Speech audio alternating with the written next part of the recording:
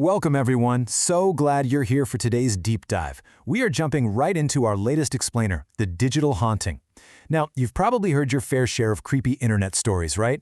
But the case study we're analyzing today, man, it's absolutely going to make you question just how safe our digital world really is. So let's not waste any time and get right into this terrifying mystery. Okay, let's dive into this.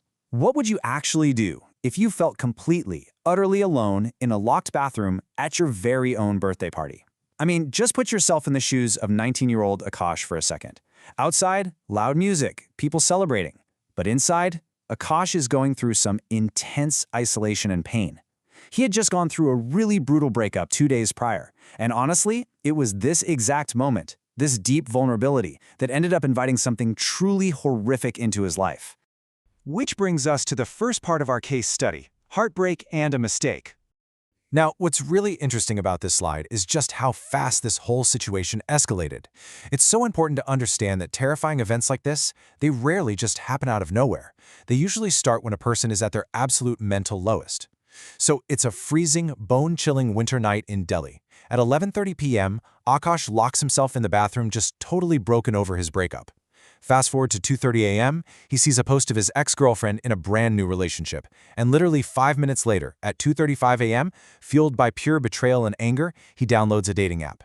It is wild how a broken heart can lead to such a hasty, incredibly dangerous digital decision in just a matter of hours. And that kicks off our second chapter, the dangerous match of the digital world. So, within minutes of downloading this app, a notification flashes on Akash's screen. It's a match. The girl's name was Priya. Now, if we really break down the anatomy of this haunting, you can clearly see the classic three-step predatory cycle. Step 1, find a vulnerable target. Akash was literally at his lowest point. Step 2, establish false comfort. Priya chatted with him for hours, giving him that desperate attention he was craving. And Step 3, physical manifestation. Guys, this wasn't just your run-of-the-mill online scam. This was a dark, terrifying entity, literally using his loneliness to cross over into his real world. Suddenly, he gets this bizarre message. "Are you hurt? I hugged you really hard in my imagination." You know, that is not exactly a normal romantic text. And it gets worse. While chatting, Akash mentioned he just needed a hug. He closed his eyes, and he physically felt two invisible hands reach out from the bed and grab him tight. He panicked, snapped his eyes open, and at that exact second, his room's window completely shattered. But crazy enough, Akash totally ignored this massive red flag, just because Priya's comforting words felt so good to him in that moment. Let's move to and see how this builds in our next section, the terrifying night encounter. So this digital chat was about to become very, very real. It was exactly 8 p.m. Akash's roommate, Rohan, wasn't home, meaning Akash was completely alone in the flat. Suddenly, a knock at the door. He opens it, and standing there is the incredibly beautiful Priya. But Akash just completely ignored the glaring red flag screaming right at him. First off, when he hugged her, her body was freezing cold, like literal ice. He just brushed it off, thinking, oh, it's cold outside. Second, how on earth did she get inside without any entry records at the society's front gate? And third, when Akash went to the washroom, she somehow appeared silently right behind him without making a single sound. It really goes to show that when we're blinded by loneliness, we can easily trust a danger staring us right in the face. Now, I really want you to grasp this terrifying contrast. On one hand, you have the app profile, beautiful, comforting, super caring Priya. But on the other hand, the reality in the mirror. When Akash went to close his wardrobe, what he saw in that mirror reflection would literally stop your heart. Sitting on his bed, instead of that beautiful girl, was this deeply terrifying woman with rotting flesh. And when he whipped around to look, Priya was just standing over by the window, smiling at him. It was an absolute, horrific collision between a digital illusion and a terrifying reality. And the horror absolutely did not stop there. Priya told him she had brought him a handmade birthday cake. But the second Akash took a bite, he felt this agonizing pain in his stomach and throat. He sprinted to the washroom and started vomiting. But he wasn't throwing up food, he was vomiting these bizarre black and yellow bugs. He literally couldn't breathe. But the instant he looked up and saw Priya standing right behind him again, all the bugs just vanished into thin air. This whole thing was a calculated, sick plot to completely break him down, both physically and mentally.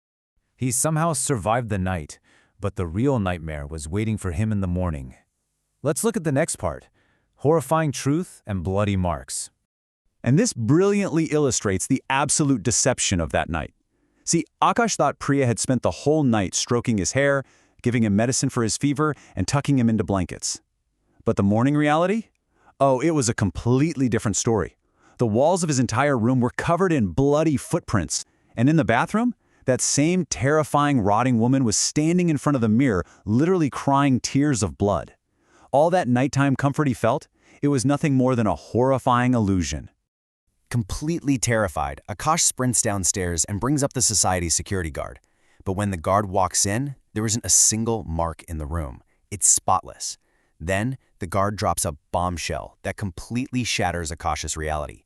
He says, that flat has been empty for years. A girl named Priya died in that exact bathroom, and no one entered the society last night. I mean, just think about that for a second. The girl he had been with all night, the one he hugged, whose cake he ate, she had actually died in that very bathroom years ago. He hadn't been on a date with a human. He had been with a ghost. Which plunges us right into the final, desperate climax, the never-ending terror. Akash finally realized the grim truth. In one single moment of weakness, with one swipe, he had unknowingly invited a demonic entity into his real, everyday life. As soon as the guard left, Priya's phone started ringing again. Petrified, Akash deletes the dating app, completely shuts off his phone, and frantically starts packing his bag.